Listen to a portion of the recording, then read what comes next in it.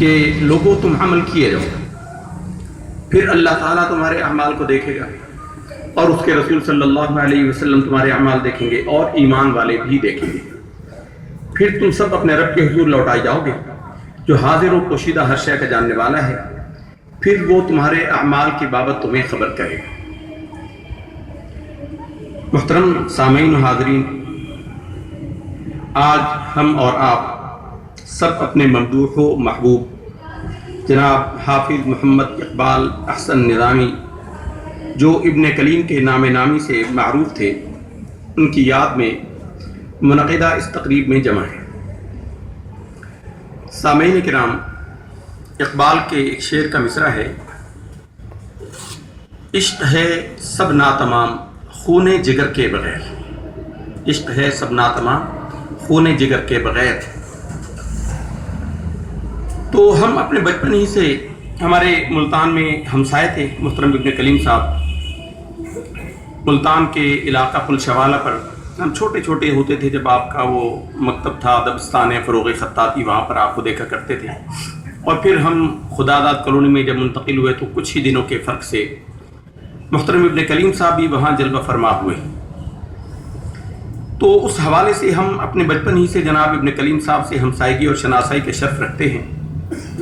اور اس کی وجہ سے ہم بلا خوف تردید کہہ سکتے ہیں کہ جناب ابن کلیم صاحب اس شعر کی عملی تفسیر اور بہترین نمونہ تھے۔ ان کی تمام زندگی جہد مسلسل، محنت شاقہ، خدمت فن خطاطی اور خدمت خلق سے عبارت تھی۔ اپنے فن خطاطی سے ان کے عشق اور کمٹمنٹ کا اندازہ اس بات سے لگا لیجیے کہ انہوں نے نہ صرف اپنی پوری زندگی اس فن کی خدمت میں صرف کی، بلکہ اپنے آئندہ کی پوری نسل، اپنی تمام اولاد کو بھی اس فن کی خدمت اور ترویج و اشاعت کے لیے وقف کر دیا۔ خطاطی کے فن میں آپ کے مقام بلند کا اندازہ اس بات سے لگایا جا سکتا ہے کہ آپ مروجہ تمام خطوط، اور یہ خطاطی جو ہے یہ اسلامی فن تحریر ہے، اس میں مسلمانوں کو ایک خاص امتیاز حاصل ہے اور دنیا کی کوئی قوم اس میں مسلمانوں کا مقابلہ نہیں کر سکتی۔ اس میں جو مروجہ تمام خطوط ہیں، جس میں نستعلیق ہو، جس کو ہم اردو کا خط کہتے ہیں، اردو کتابیں اس میں چھپتی ہیں، اور نستعلیق کے دونوں نمونے، یعنی ایک دہلوی جس میں آپ دیکھتے ہیں روزنامہ جنگ کی جو سرخی، ان کا جو نام لکھا ہوتا ہے جنگ، یہ دہلوی رسم الخط ہے، یا دوسرا نوری نستعلیق، دونوں اسلوب میں آپ مہارت تامہ رکھتے تھے۔ خط نسخ ہو، خط رقہ ہو، خط شکستہ ہو، خط کوفی ہو، طغرا نویسی ہو، تمام فنون کے اندر آپ مہارت تامہ رکھتے تھے۔ اور جیسا کہ ابھی تعارف میں بتایا گیا کہ ایک طویل عرصے کے بعد، غالباً 600-700 سال کے عرصے کے بعد، عربی رسم الخط میں ایک نئے رسم الخط کا آپ نے اضافہ کیا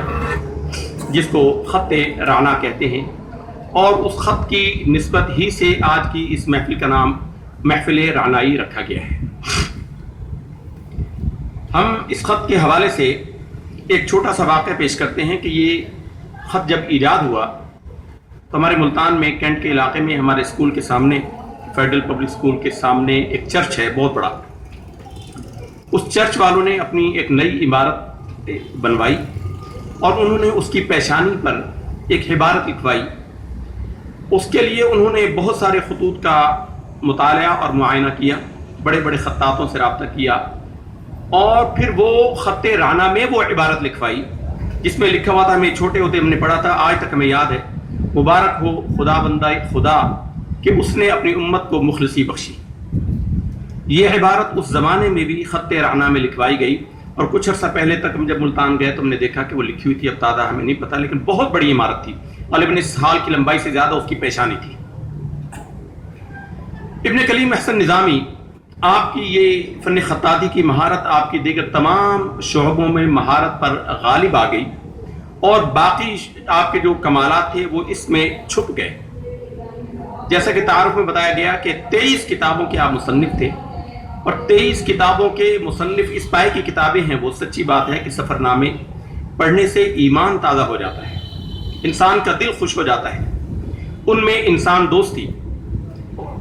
دوستی، رواداری، حسن اخلاق، ان سب چیزوں کو ایسے سمویا گیا اور ایسی وسعت نظر سے اس پر بیان کیا گیا کہ عقل انسانی اس پر عش عش کر اٹھتی ہے۔ آج کے اس زمانے کے اندر جب ہر طرف نفرتوں کے الاؤ دہکائے جاتے ہیں، انہوں نے محبت کی شمع روشن کی، انہوں نے محبت کے پیغام کو عام کیا، اور وہ جو کسی نے کہا ہے کہ میرا پیغام محبت ہے جہاں تک پہنچے، اس کی عملی تفسیر بن کر اس دنیا میں رہے۔ آپ کی ساری زندگی ہم دیکھتے تھے کہ آپ اپنے بچوں کو ساتھ لے کر جاتے تھے موٹر سائیکل پر، اور اپنے ساتھ ان کو اپنی قلم پکڑ کر ان کو لکھنا سکھایا۔ ملتان کی سرزمین، جیسا کہ اس کے تعارف میں کہا کہ دنیا کے دو ہی شہر ہیں جو جب سے ہمیں تاریخ ملتی ہے وہ ہمیں آباد ہی ملتے ہیں، ایک دمشق اور ایک ملتان۔ تو ملتان کی سرزمین کو مدینۃ الاولیاء بھی کہتے ہیں۔ مدینۃ الاولیاء، اس مٹی کے اندر ایسی چاشنی ہے، ایسی عاجزی ہے، ایسی سرشاری ہے جس کی نظیر پاکستان کے کسی اور خطے میں ہمیں نظر نہیں آتی۔ ہمارے ہاں تو ایک شعر ملتان کے لیے مشہور کیا گیا ہے کہ چہار چیز است از تحفہ ملتان، جو عام معروف ہے کہ چہار چیز است از تحفہ ملتان، گرد گرما گدا و گورستان۔ حالانکہ خواجہ بہاء الدین ذکریہ ملتانی رحمۃ اللہ تعالی علیہ نے اس زمانے کے اندر جب بڑے بڑے بادشاہ ملتان کے لوگوں کی خدمت سے عاجز آ گئے اور منگول تھے کہ ملتان کے لوگوں کو قتل کرنے پہنچ گئے تھے، اس وقت خواجہ بہاء الدین ذکریہ ملتانی رحمۃ اللہ تعالی علیہ نے اپنے پاس سے خراج دے کر، اپنی خاص جیب سے لاکھوں اشرفیاں دے کر ان سے جان چھڑوائی اہل ملتان کی۔ انہوں نے ملتان کی تعریف میں ایک اور شعر بھی کہا، لیکن وہ عام لوگوں کو پتہ ہی نہیں۔ اس میں وہ کہتے ہیں کہ ملتان ماں بجنت اعلیٰ برابر است، ملتان ماں بجنت اعلیٰ برابر است، آہستہ پا بنہ کے ملک سیدمی کنت۔ ہمارا ملتان جو ہے یہ جنت اعلیٰ کے برابر ہے، یہاں پر پیر بھی آہستگی سے دھرو، اس لیے کہ یہاں پر فرشتے سجدہ کرتے ہیں۔ ملتان کی سرزمین، سرائکی خطہ جو ہمیشہ محرومیوں کا شکار رہا، اس کے لیے، اس کی زبان کے لیے، اور سرائکی زبان اس کی عظمت کا، اس کی وسعت کا، طاقت لسانی کا اندازہ آپ اس بات سے لگائیے کہ علامہ اقبال رحمۃ اللہ تعالی علیہ، ڈاکٹر علامہ سر محمد اقبال، انہوں نے جب خواجہ غلام فرید سائیں رحمۃ اللہ تعالی علیہ، کوٹ مٹھن والے، ان کی شاعری کو پڑھا، آپ حضرات نے ان کے کلام سنے، پٹھانے خانے بڑے گئے، میرا عشق بھی توں، میرا یار بھی توں، میرا، یہ سارا کلام انہوں نے پڑھا ہے، چینائی چڑیندہ یا یہ پٹھانے خانے، یہ ان کا کلام ہے۔ تو خواجہ غلام فرید سائیں رحمۃ اللہ تعالی علیہ کی شاعری کو پڑھ کر اقبال نے اس زمانے میں کہا، اور وہ کوئی ان پڑھ یا جاہل صوفی نہ تھے، انگریز کے زمانے کے ایم اے انگریزی تھے، وہ ایم اے انگریزی تھے، انگریز کے زمانے کے۔ تو ان کی شاعری کو پڑھ کر اقبال نے کہا تھا کہ وہ قوم جو خواجہ غلام فرید کی شاعری کو پڑھ لے وہ میری شاعری کو کب پڑھیں گے، اس زمانے میں اقبال کے کمنٹ سے۔ لیکن چونکہ بہرحال ایک علاقائی زبان بن گئی، سرائے کے خاص علاقے تک محدود ہو گئی، اور اقبال پھر اردو سے ہوتے ہوئے فارسی تک چلے گئے، تو ان کی شہرت کو اور زیادہ اللہ تعالیٰ نے اور زیادہ شہرت عطا فرمائی اور شاعری کو قبول عام ملا۔ ورنہ خواجہ غلام فرید سائیں، ان کا ایک چھوٹا سا واقعہ اس موقع پر سرائے کی زبان کی وسعت اور ندرت کے حوالے سے آپ کے سامنے پیش کرنا چاہتا ہوں۔ نواب سر صادق محمد خان، نواب آف بہاولپور، بہت بڑے نواب تھے۔ پاکستان بننے کے 6 ماہ بعد تک انہوں نے سارے پاکستان کے سرکاری ملازمین کا خرچہ اپنی جیب سے دیا تھا۔ جب پاکستان کے خزانے میں خزانہ نہیں ہوتا تھا تو انہوں نے 6 مہینے تک تمام سرکاری ملازمین کا جو تنخواہیں ہوتی تھیں وہ اپنی جیب سے عطا کی قائد اعظم کو۔ تو یہ خواجہ غلام فرید سائیں رحمۃ اللہ تعالی علیہ کے مرید تھے، خواجہ غلام فرید سائیں رحمۃ اللہ تعالی علیہ کے مرید تھے۔ تو خواجہ صاحب کا ایک اور مرید انہی نواب صاحب کے پاس ملازمت کرتا تھا۔ خواجہ صاحب نواب صاحب کسی وجہ سے اس مرید سے ناراض ہو گئے، اپنے ملازمت سے اس کو نکال دیا۔ اب ملازمت سے ان کو نکالا تو وہ ملازم بڑا پریشان ہوا۔ خواجہ صاحب سے نواب صاحب کو اتنی عقیدت تھی کہ اس زمانے کے اندر ایک بحری جہاز اس نے گفٹ کیا ہوا تھا جو چاچڑا شریف میں دریائے سندھ میں خواجہ صاحب نے عوام کے لیے وقف کیا ہوا تھا، بالکل فری آف کاسٹ ان کو دریا پار کرانے کا کام سر انجام دیتے تھے جب پل وغیرہ نہیں ہوتے تھے۔ صوفیاء ہمیشہ لوگوں کو جوڑتے ہیں، توڑتے نہیں، کاٹتے نہیں۔ تو خواجہ صاحب رحمۃ اللہ تعالی علیہ کے پاس وہ مرید روتا ہوا آیا اور کہا کہ حضور نواب صاحب نے مجھے ملازمت سے برخاست کر دی ہے، آپ اس کو سفارش کا خط لکھ دیجئے، مجھے ملازمت بحال کریں۔ تو خواجہ صاحب نے ایک 3 جملوں کا ایک خط لکھا. اب اس سے آپ سرائکی زبان کی وسعت، ندرت اور اس کی انفرادیت کا اندازہ لگائیے. خواجہ صاحب نے خط میں لکھا: صادقہ اے صادق، صادقہ زیر تھی زبر نہ بڑھ متا پیش آوی. صادقہ زیر تھی زبر نہ بڑھ متا پیش آوی. صابر عاجزی، صادق صاحب عاجزی اختیار کیجئے، زبردستی مت کیجئے، کہیں کسی کا عمل آپ کو پیش نہ آ جائے. یہ سرائکی وہ ڈوبتی ہوئی زبان، اس کے لیے حافظ محمد اقبال احسن ابن کلیم نظامی رحمۃ اللہ تعالی علیہ نے اس کا باقاعدہ نوبتی قاعدہ شائع کیا. حروف تہجی الف با تا اس کا رسم الخط بھی ان کی ادائیگی کے لیے تھوڑا تھوڑا جو فرق ہے پنجابی سے اور اردو سے اس کو نمایاں کیا، اور ایک الگ کتاب لکھی، الگ کتابچہ لکھا الف با تا سا کا، وہ کتابچہ آپ نے شائع کیا. سرائکی میں منظوم آپ نے شاعری فرمائی، سرائکی میں شاعری کی، سرائکی میں بہت سارا آپ نے کام کیا، علمی کام کیا، جو صاحب علم لوگوں کی نظروں سے ان کو اس نے بڑی پذیرائی حاصل کی اور بڑا ان کو مقام ملا. سفر نامے تو آپ سن ہی چکے ہیں، دلی یاترا ان کا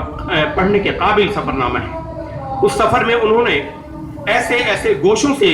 پردہ اٹھایا ہے جہاں عام لوگوں کی نظر نہیں پہنچتی. اس میں انہوں نے بتایا کہ ہندوستان کے صوفیاء اور اولیاء سے مسلمان تو مسلمان، آج کے زمانے کے ہندو بھی عقیدت رکھتے ہیں، اور انہوں نے اس میں بڑے خوبصورت واقعے اس میں بیان کیے. اسی طرح سفر طیبہ کے اندر سرکار دو عالم صلی اللہ علیہ وسلم کے دربار میں حاضری کا، بیت اللہ شریف کی حاضری کا ایسا عشق اور محبت بھرے انداز میں ذکر کیا کہ ہر قاری کا دل مچلتا ہے کہ پر لگتے ہی اڑ کر وہاں پہنچ جائے. یوں ہی آپ ایک درویش منش انسان تھے، آپ ایک صوفی منش انسان تھے، اور اہل تصوف کے راستے پر گامزن تھے، راہ سلوک کے مسافر تھے. اسی سے آپ نے پھر جیسا کہ بتایا گیا کہ آپ نے اذکار کی کتابیں لکھی، اوراد اور وظائف کی کتابیں لکھی، اور وہ آج ہزاروں گھروں میں موجود ہیں، اور ان کے بہت سارے مریدین بھی وہاں پر موجود ہیں. ملتان میں ہمارے گھر کے سامنے ہم نے ایک مسجد بنائی تھی، اس میں ساری زندگی آپ اس کے مالیاتی امور کے نگران بھی رہے. اس پورے عرصے میں کبھی ایک پیسے کا ہیر پھیر یا ایک پیسے کا کسی نے الزام لگانے کی جرت نہیں کی. دیانت میں ایسے صاحب کردار تھے کہ آج بھی لوگ ان کے، ہمارے محلے کے لوگ ان کی خدمات کے معترف ہیں، اور یہ ان کی زندگی کے وہ گوشے ہیں جو عام لوگوں کے سامنے ظاہر نہیں ہیں.